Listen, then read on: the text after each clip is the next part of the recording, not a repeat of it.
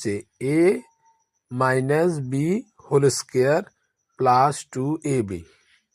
তাহলে A minus B whole square plus 2ab এটা হলো, হওয়ার পরে এখানে এইটা উপরের এক্স, এটা নিচের এক্স, উপরের এক্স এবং নিচের এক্সটা কাটা যাবে, এবং কাটা যাওয়ার পরে আমাদের এখানে কি থাকে, আর এখানে এই 2টা প্লাস 2টা এখানে প্লাস 2 হিসেবে থাকবে, এবং সমান 322 সমান 322 থাকবে।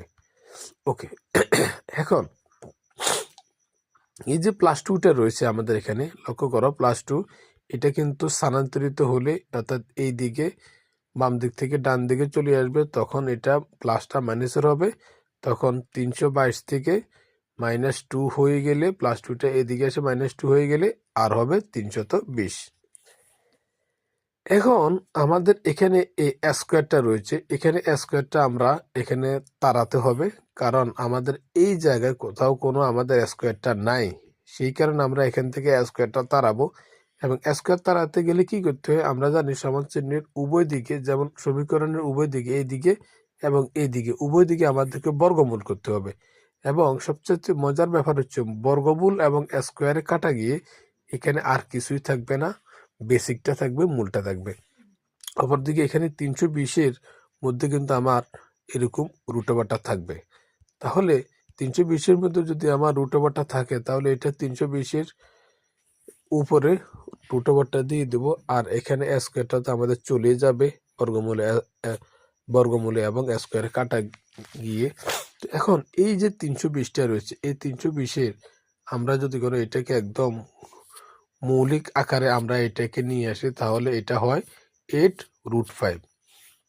তোমরা একটু খেয়াল করো, এটাকে হোল স্কোয়ার করলে কিন্তু 320 পাওয়া যাবে। কিভাবে?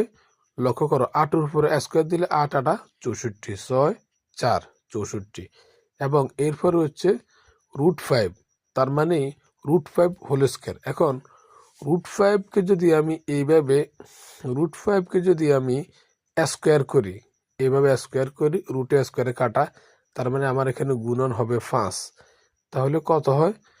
এখন এখানে এই 5 এবং এই 4, এই দুটো গুণ হবে, 4 5 20-এর 0, 4 5 20-এর 0, তো 0 আমি লিখছি, এবং হাতে রয়েছে 2, এবং এই 5 এবং 6, 5 6 30, 30-এর 2-এ 32, তাহলে 3 10 2 32, তাহলে 320 হচ্ছে আমাদের।